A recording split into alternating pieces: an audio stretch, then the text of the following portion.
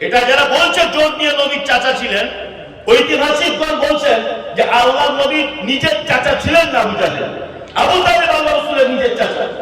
ভালো করে বুঝবেন। যাই হোক, আমি ধরে নিলাম পাড়া প্রতিবেশী হিসেবে চাচাই হয়। ভালো করে বুঝবেন। একই জায়গায় বসবাস করলেন মুহাম্মদ সাল্লাল্লাহু আলাইহি ওয়াসাল্লাম। একদিকে আল্লাহর নবীর বাড়ি, আর একদিকে কাবা, মাঝখানে বাড়ি। কার নাম? আবু জাহেল। হেদায়েত পেল না। তার মানে মসজিদের পাশে কবর তো দূরের কথা, কাবার পাশে বসবাস করে নবীর পরশু হয়ে হেদায়েত পেল না। হেদায়েত কার হাতে? আল্লাহর হাতে।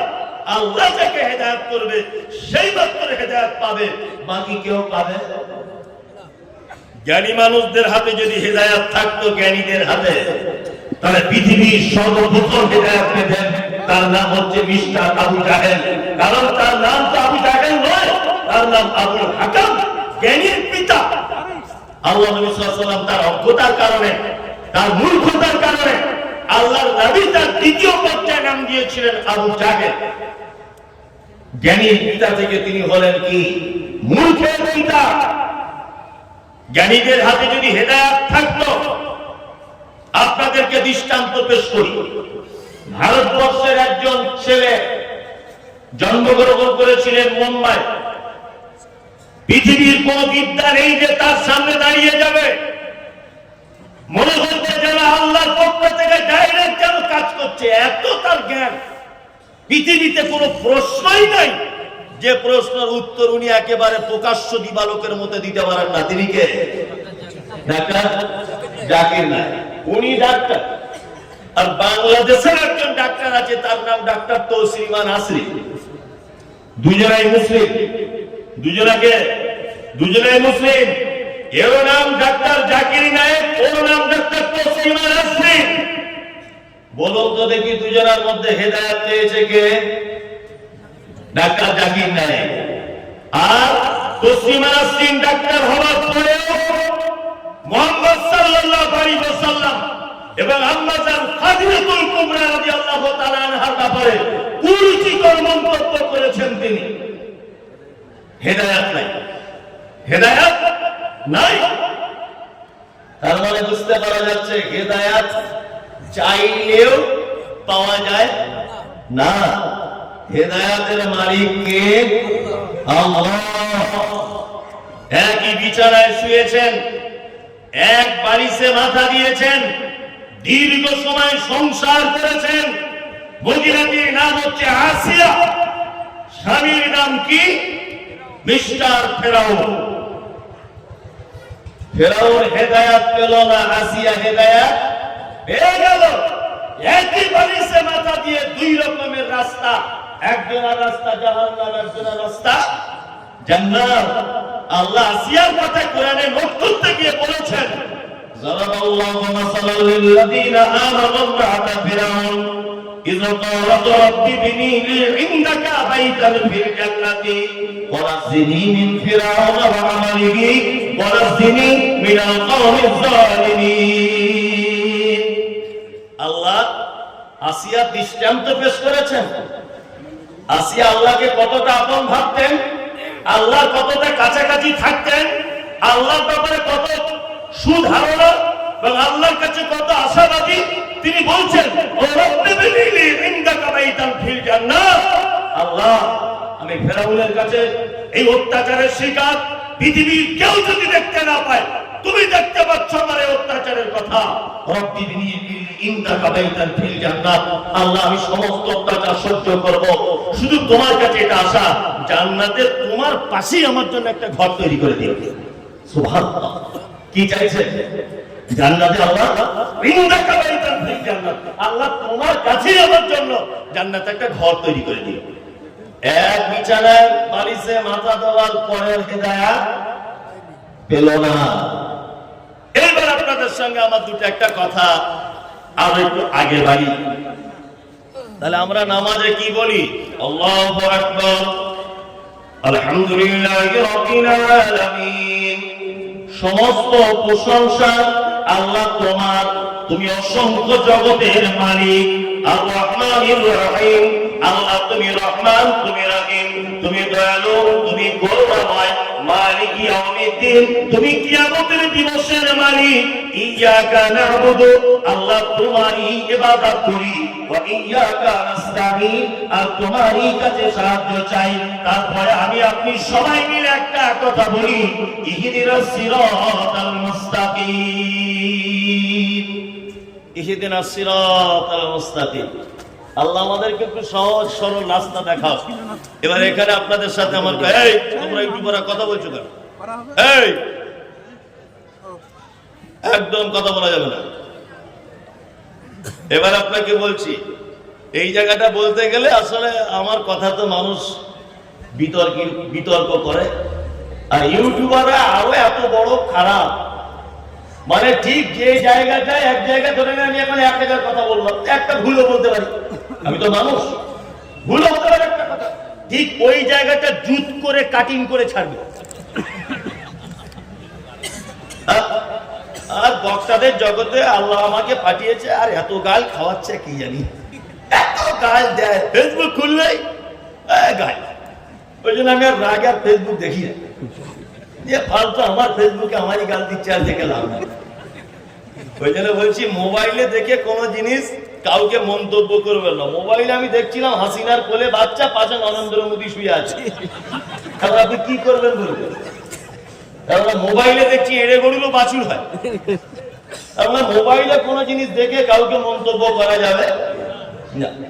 আমি কোন এক জলসাতে বলেছিলাম হুগলি জেলাতে, গত বছরে বলেছি হুগলি জেলাতে একটা জলসায়, যে মৃত মানুষকে ঘিরে ওই ছেলে মেয়ে যে ইয়াসিন সূরা পড়ে, হাবিজাবি পড়ে, কোরআন পড়া বেদাত চলবে না। আমি এই বক্তব্যটা দিয়েছি। আর কোন এক বদমায়েশ সব কথা বাদ দিয়ে কোরআন পড়া বেদাত এইটাকে ইউটিউবে ছেড়ে দিয়েছে। নিয়ে যেদিন আমি বুঝতে পারি যে আমার কোনো কথা সোশ্যাল মিডিয়ায় চলছে, সেদিন ঘুম থেকে উঠে দেখি মোটামুটি 10,000 ফোন ঢুকে গেছে। শুধু ফোন, মানে ফোনের উপরে ফোন, ফোনের উপরে ফোন। ঘুম থেকে উঠে চেক করছি, মোটামুটি 700 ফোন ঢুকেছে।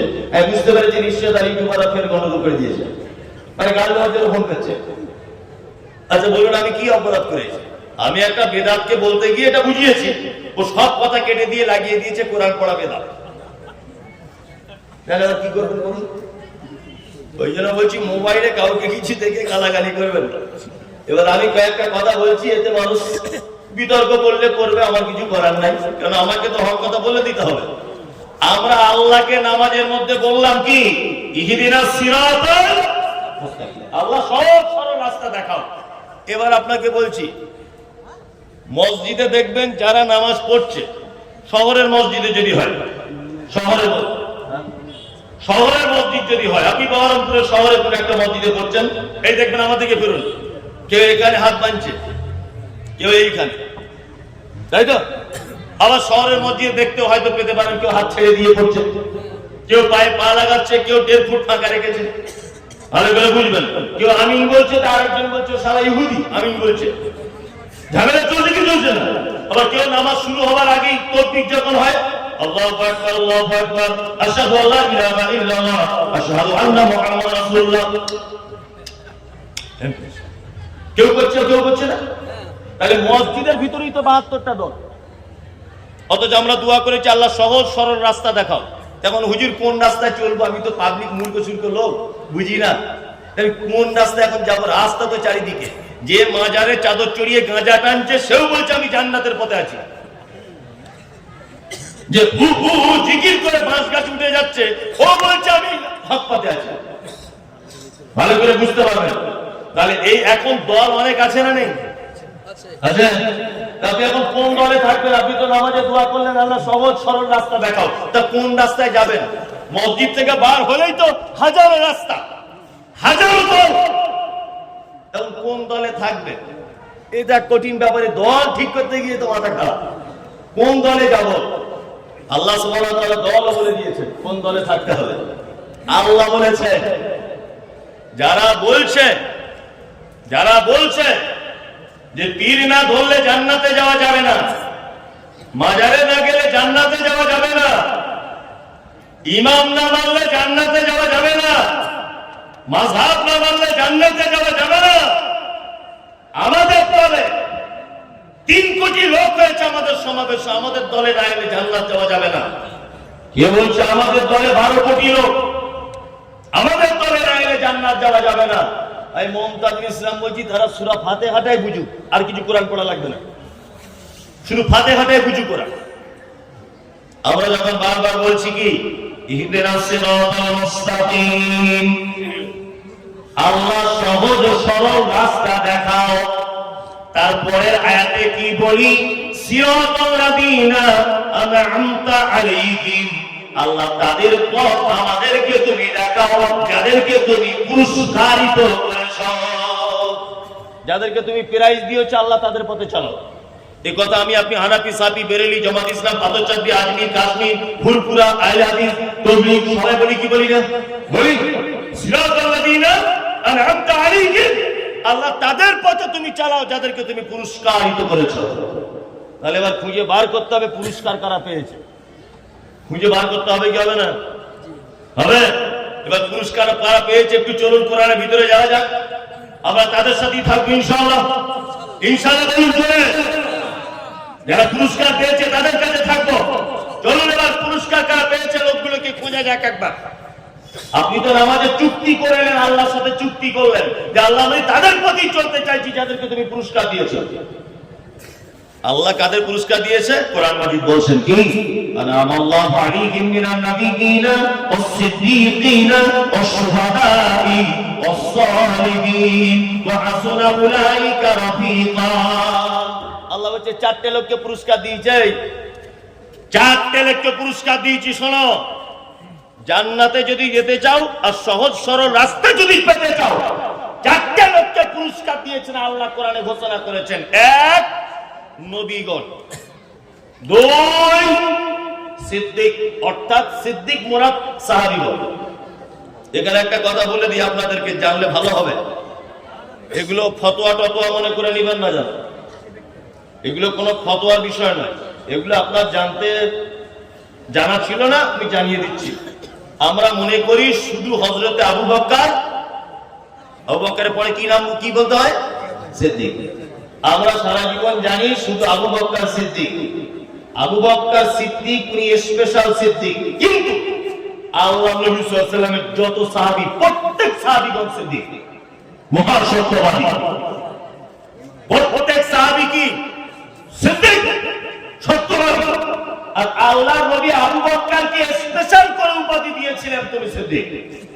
কিন্তু আবু হুরায়রা, আব্দুর রহমান ইবনে আওফ সমস্ত সাহাবীগণ ছিলেন সিদ্দিক, সত্যবাদী।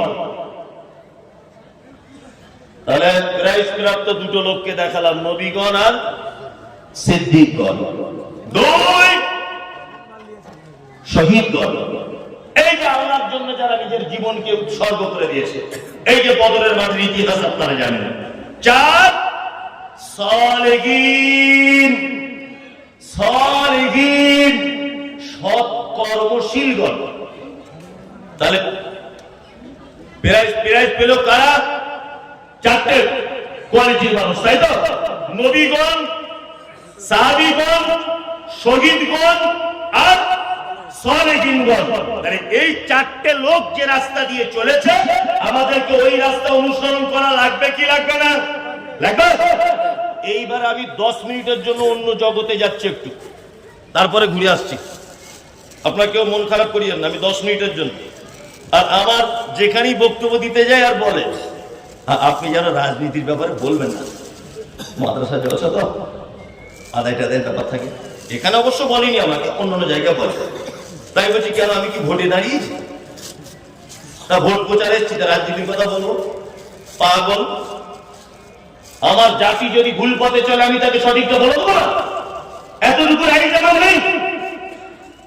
আমাকে বলছে আপনি শুধু লোকের বিরুদ্ধে বলেন, তাহলে এখন বেনামাজিদের ব্যাপারে বলা যাবে না? ওরা আন্দোলন করবে, কাল সোশ্যাল মিডিয়ায় মমতাজুল আমাদের বিরুদ্ধে বলেছে। মাঝারের কথা বলতে যাচ্ছি, তখন মাঝার পূজারীরা কাল ইচ্ছা বলছে আপনি আমাদের বিরুদ্ধে দেখাচ্ছেন। কেন বিরুদ্ধে? তোমার বিরুদ্ধে করতে যাবো তুমি কে? আরে ভাই, কোরআনের হাদিসে যেটা আছে ওটা বললে যদি তোমার বিরোধিতা হয়, তাহলে তোমার মতো লোকের বক্তব্য না শোনাই ভালো। তুমি গেস্ট গোপালের গান শোনো, তুমি বক্তব্য শুনে কি করবে? এখন সুদের ব্যাপারে যদি বলি, তাহলে যত মেয়েরা আছে, আমার মনে হয়, জানি না আমি এই গ্রাম সম্পর্কে, তারপরে বলছে মনে হয় 50% মেয়েরা বন্দোলনের সঙ্গে যুক্ত। ঠিক কিনা বলুন? তাহলে ওরা আন্দোলন করে আগামী বছর বলবে মমতাজুল বক্তা করা যাবে না, আমাদের বিরুদ্ধে বক্তব্য দেয়। এখন আমি যাবো কোন দিকে? যাবো কোন দিকে?